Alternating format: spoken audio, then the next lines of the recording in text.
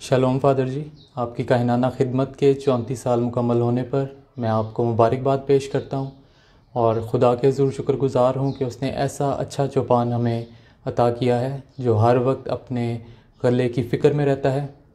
इन 34 सालों में आपने अपने गीतों से, अपने कलाम से और अपनी बाकी तमाम खिदमत से बशमूल मेरे और मेरे ख़ानदान के बहुत सारी ज़िंदगियों पर मुस्बत असरात मुरतब किए हैं, बहुत सारी ज़िंदगियों को तब्दील किया है। आपका शुक्रिया। कहानत की खिदमत के इन तमाम सालों में आपने जितनी भी काविशें की हैं, बिलखुसूस इंटरसेसरी ग्रुप्स का क़याम, मुख्तलिफ़ मिनिस्ट्रीज़ का आगाज़, फ़ेसबुक और यूट्यूब चैनल्स की तश्कील, 4 चर्चेज़ की तामीर के मंसूबे, ये सब काम यकीनी तौर पर आपके अपने काम के लिए और अपनी कलीसिया के लिए आपके अज़म और मोहब्बत के सबूत हैं।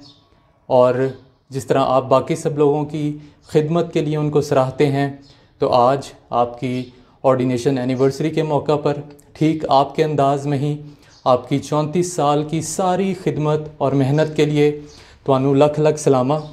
And I wish you a very happy sacerdotal anniversary. God bless you. Shalom.